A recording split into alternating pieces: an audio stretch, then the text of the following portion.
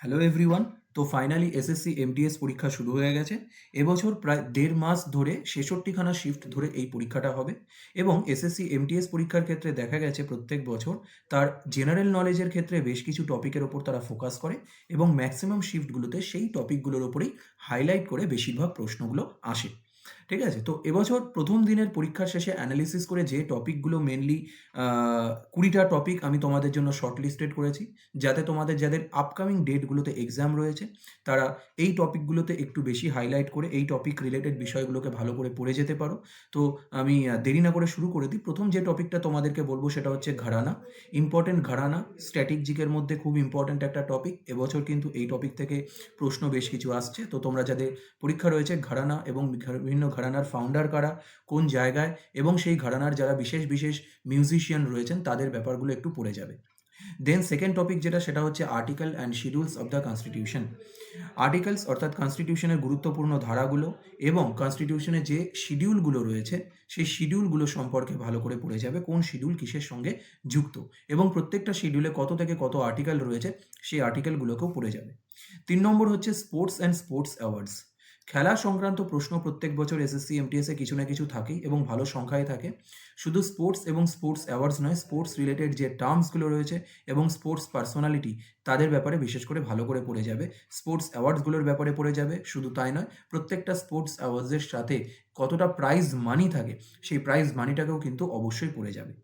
এবং sport related টার্মসগুলোর সাথে, সাথে কোন খেলায় কী, কী পেনাল্টি রয়েছে সেই জিনিসগুলোকেও দেখে যাবে। ৪ নম্বরে যদি চলে আসি হিস্ট্রি থেকে শিখিজম, জৈনিজম, বুদ্ধিজম এই টপিকগুলোতে এবার একটু জোর দেবে। শিখিজম থেকে আজকেও প্রশ্ন এসেছিল ফার্স্ট ডেতে। আশা করা যায় জৈনিজম, বুদ্ধিজম থেকেও ওরা নিশ্চয়ই ডেফিনিটলি ফলো করবে। তো এই টপিকগুলোকে একটু দেখে যাবে। ৫ নম্বর মেজর ইন্ডিয়ান পলিটিক্যাল পার্টি যেগুলো রয়েছে তাদের বর্তমান হেড কে এবং সেই পলিটিক্যাল পার্টিগুলো কত সালে তৈরি হয়েছে সেগুলো দেখে যাবে। ৬ নম্বর টপিক হচ্ছে ইন্ডিয়ান হকি সম্পর্কে পড়ে যাবে এবং ইন্ডিয়ান হকির অলিম্পিক গেমসে কীরকম পার্টিসিপেশন ছিল, কোন, কোন সালে পুরস্কার জিতেছে, হ্যাঁ? সেগুলোকে একটু দেখে যাবে। অলিম্পিক গেমস বলা বাকি রাখে না। অলিম্পিক গেমস প্রত্যেক বছর এসএসসি, এমটিএস এর জন্য কেন এসএসসির প্রত্যেকটা পরীক্ষার জন্য খুব গুরুত্বপূর্ণ। তো অলিম্পিক গেমস সম্পর্কে যা, যা তথ্য পাবে ইভেন রিসেন্ট অলিম্পিক গেমস সম্পর্কে কারেন্ট অ্যাফেয়ার্স সেগুলো তো পড়বেই পড়বে এবং তার সাথে, সাথে যেটা চলে আসছে স্টেট এবং ল্যাঙ্গুয়েজ। দক্ষিণের যে স্টেটগুলো রয়েছে ভারতবর্ষে, সেই দক্ষিণের স্টেটগুলো তাদের মেজর ল্যাঙ্গুয়েজ কী, সেগুলো একটু দেখে যাবে। তাছাড়া দক্ষিণের সাউথের যে কিংডমগুলো রয়েছে অর্থাৎ চোল সাম্রাজ্য, হ্যাঁ? পান্ড্য সাম্রাজ্য, এই চালুক্য সাম্রাজ্য এদের ব্যাপারে একটু পড়ে যাবে। আর ১০ নম্বর টপিক যেটা সেটা হচ্ছে ফেমাস ইন্ডিয়ান ব্রিজ। ১ম দিনেই কিন্তু ব্রিজ সম্পর্কে প্রশ্ন দিয়েছে। ব্রিজ সম্পর্কে বলতে গেলে সেতু আরকি যেটা, হ্যাঁ? ঢোলা সাদিয়া ব্রিজ সম্পর্কে প্রশ্ন দিয়েছে। এমনকি হাওড়া ব্রিজ সম্পর্কেও জিজ্ঞাসা করা হয়েছে। ঠিক আছে? তো এগুলো একটু দেখে যাবে। এছাড়া আর যে টপিকগুলো রয়েছে সেগুলোর মধ্যে famous Indian personality, Swami Vivekananda বলো, রাজা রামমোহন রায় বলো বা আদার্স যে সমস্ত ফেমাস হিস্টোরিক্যাল ইন্ডিয়ান পার্সোনালিটিস যারা রয়েছেন তাদের জীবনের গুরুত্বপূর্ণ ঘটনাগুলো, তাদের লেখা বইগুলো এগুলো একটু পড়বে। কনস্টিটিউশনাল অ্যামেন্ডমেন্টগুলোর মধ্যে থেকে মোস্ট ইম্পোর্টেন্ট কনস্টিটিউশনাল অ্যামেন্ডমেন্টগুলো দেখে যাবে। বিভিন্ন দেশের সঙ্গে ভারতের যে বাউন্ডারি লাইন রয়েছে, সেই বাউন্ডারি লাইনগুলো কী, কী নামে পরিচিত এটাও তোমরা গুরুত্ব আরোপ করে পড়ে যাবে। ফিসকাল পলিসি আমি আগেও তোমাদের বলেছিলাম যখন আমি তোমাদের এমটিএস এর ফাইনাল রিভিশন কী করে দেবে সেখানেও আমি এই টপিকগুলো নিয়ে তোমাদের সাথে ডিসকাস করেছিলাম যার মধ্যে ফিসকাল পলিসি, ইম্পোর্টেন্ট কিংডমগুলো সম্পর্কে, হ্যাঁ? সাম্রাজ্যগুলো সম্পর্কে পড়তে বলেছিলাম। সেখানেও বলেছিলাম আমি আবারও বলে দিচ্ছি fiscal policy of Indian government এটা একটু দেখে যাবে। এখান থেকে কখনো, কখনো প্রশ্ন দিয়ে দেয়।